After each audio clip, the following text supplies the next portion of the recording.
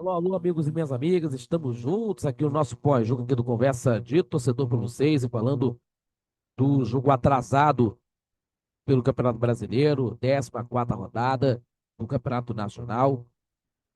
Tivemos aí pela rodada do Brasileirão, né, jogo atrasado, repito.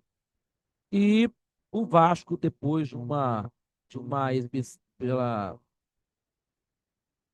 Alô, alô, amigos e minhas amigas, estamos juntos aqui no nosso pós-jogo aqui do Conversa de Torcedor, falando aí da 14ª rodada, jogo atrasado do Campeonato Nacional, que teve aí meio de semana. E o Vasco, que depois de uma boa exibição, né, de uma exibição histórica para cima do Santos dentro do estádio do Morumbi, né, 6-0, mas, mas a equipe do time do Vasco não obteve sucesso e acabou tendo aí essa derrota para a equipe do Juventude pelo placar de 2-0, os gols aí do time do Juventude, Nenê e o Gabriel Talaiá.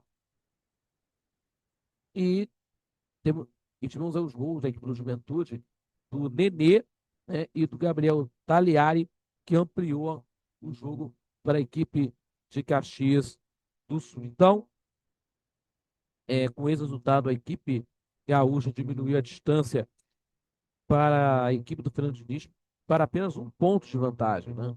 E que a equipe do time do Vasco está aí na 16ª colocação com 19 pontos, fora do Z4, e o Juventude na 18ª colocação com 18. Então, uma etapa perigosa para a equipe de São Januário, certo que agora tem aí essa situação se complicar.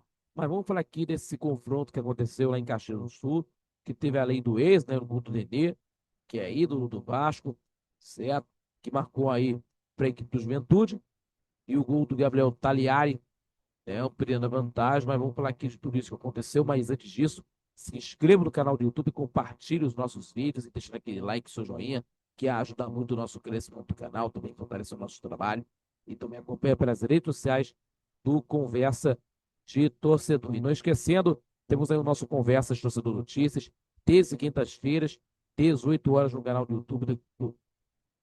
E não esquecendo aí, pessoal, toda terça e quinta, 18 horas, aqui no nosso canal do YouTube, Conversa de Torcedor Notícias, ao vivo, com toda a informação sobre o futebol carioca, dos 4 grandes clubes do Rio, e também do futebol carioca em geral, para você conferir. Também sobre a seleção brasileira, do esporte. E às 11 da manhã, também teremos aqui o nosso programa ao vivo na rádio NSC, Rádio Nossa Senhora de Copacabana, 98,7 FM. Também acompanha pelo site rádio nsc.com, rádio nsc.com, tudo junto. Também pela Rádio Net, também acompanhando também pelo YouTube, falando de muita coisa que está acontecendo aí no futebol carioca, seleção brasileira, esporte em geral, com muita informação, também com muita opinião, com o Geraldo Rodrigues, o Roberto Baide e eu, toda a nossa equipe, também ligados na 98,7 FM, a onda que chega ao seu coração, tá bom, pessoal? Muito obrigado pelo carinho de sempre, de todos vocês que estão acompanhando aí do Conversa de Torcedor. Então, vamos falar aqui do período tempo em que contou com o Vasco dominante, certo, na posse de bola, mas sem ameaçar o gol do Jandrei, do gol da equipe do time do Juventude. E o Juventude, da equipe do Thiago Carpini, né? Letal, né? De forma letal para balançar as redes, né? Estratégia pensada pelo treinador do Vasco, o Fernando Diniz, para esse confronto, foi prejudicada logo aos 24 segundos de jogo, certo? O Piton colocou o braço na bola depois do cruzamento de Reginaldo, cometeu um pênalti. E na cobrança, o Nenê fez valer a tradicional a lei do ex, né? E abrir a contagem, né? E não comemorou em respeito ao ex-clube, que é ídolo do clube, né? Um dos ídolos do Vasco, né? Mas o gol abalou a equipe de São Januário, né? Inclusive, o Juventude ampliou logo aos 15, definindo aí no primeiro tempo, com um chute cruzado de Gabriel Talhari, após o grande passe do Batalha, né? após um grande passe do Batalha para tentar conseguir fazer o gol nas costas do Lucas Freitas, né, para ampliar a vantagem. E os gaúchos recuaram depois de ampliar para 2-0 e deram a bola para o Vasco. Deram a bola para o e deram a bola para o Vasco da Gama, que não demonstrava muita inspiração, não demonstrava muita inspiração, né, para conectar jogadas de perigo e exagerava bastante, né,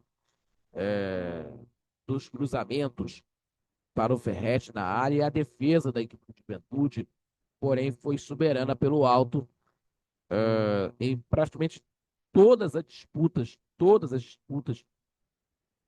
e a defesa do Juventude, porém, foi soberana, né, em praticamente todas as jogadas, né, pelo alto, né, praticamente todas as disputas, e o Jandrei saiu para o vestiário sem realizar nenhuma defesa na etapa inicial de jogo. E na segunda etapa, a rotação do Vasco, que já havia sido baixa na primeira etapa, ficou ainda mais lenta no segundo tempo.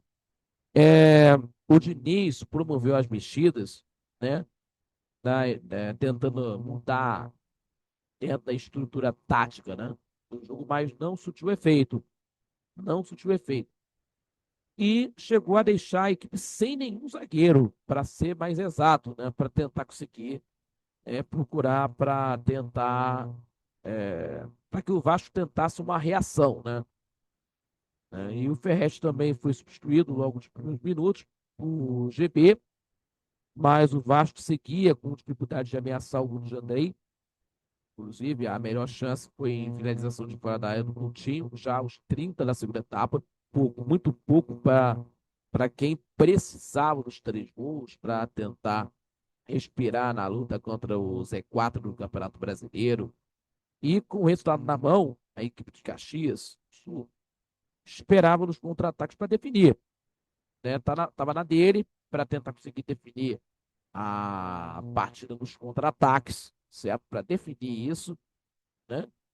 E teve as melhores chances que teve na segunda etapa, né? Aos 12, com o Gabriel Tagliari em finalização sem goleiro, né? Depois de uma atrapalhada do Léo Jardim, né?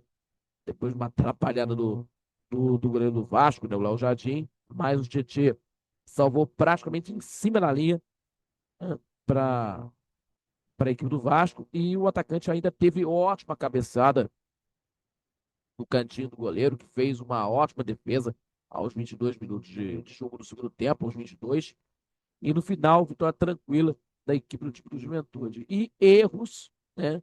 E erros da equipe do time do Vasco que aconteceram, né? E agora, um ponto de vantagem aí sobre o Juventude. Então, o Vasco na 16ª, 19 pontos, e a equipe do Juventude com 18 na 18ª colocação. Então, tem aí esse perigo, né? Depois de uma vitória histórica contra o Santos, né, pelo placar de 6-0, a equipe do Vasco conseguindo uma vitória importante, aí os erros voltaram a acontecer diante do time do Juventude, e que agora precisa ser de um sinal de alerta, né, para tentar conseguir, que agora vai disputar contra o rebaixamento para tentar conseguir sair dessa situação. Então, agora teremos aí a situação do time do Vasco, que vai encarar nessa rodada de número 21, e agora vai entrar em campo, inclusive, para conseguir os 3 pontos necessários para tentar conseguir sair nessa situação. Vai encarar contra o Corinthians amanhã, no domingo, às 4 horas da tarde, horário de Brasília, esse jogo lá em São Januário, com o apoio do seu torcedor, e o Juventude, que vai jogar aí o jogo contra o Botafogo às 6h30, pelo horário de Brasília, do Campeonato Nacional. Então vamos acompanhar esses jogos do Campeonato Nacional da 21ª rodada, né, o segundo turno do Campeonato Brasileiro, da segunda rodada do retorno, e essa disputa que nós vamos estar acompanhando aí, né, nessa luta contra o rebaixamento, que o Vasco vai lutar aí para não cair para a Série B. E também temos aí o Vasco na disputa pela Copa do Brasil, que nós vamos estar acompanhando a equipe Cruz Maltina na competição. Certo, pessoal? Então é isso, pessoal. Estamos terminando aqui o nosso pós-jogo de hoje. Muito obrigado pela sua companhia de sempre. Tá bom, pessoal? Se inscreva no canal do YouTube, compartilhe os nossos vídeos e deixando aquele like, seu joinha, que ajuda muito o nosso crescimento do canal. Também fortalece o nosso trabalho e também ativando o sininho das notificações para você receber os nossos vídeos em tempo real e também acompanhar pelas redes sociais do Conversas de Torcedor.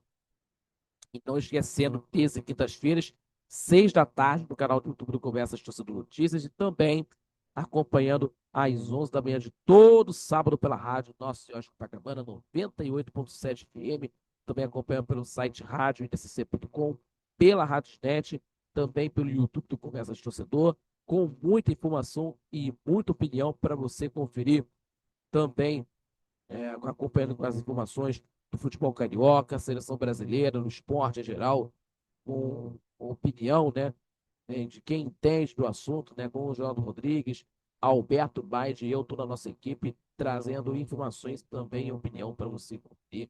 Então, conversa de torcedor. Tá bom, pessoal? Muito obrigado pela companhia. Fique com Deus e aquele abraço especial a todos que estão acompanhando o nosso trabalho do Conversa de Torcedor. Aquele abraço, fique com Deus e até a próxima.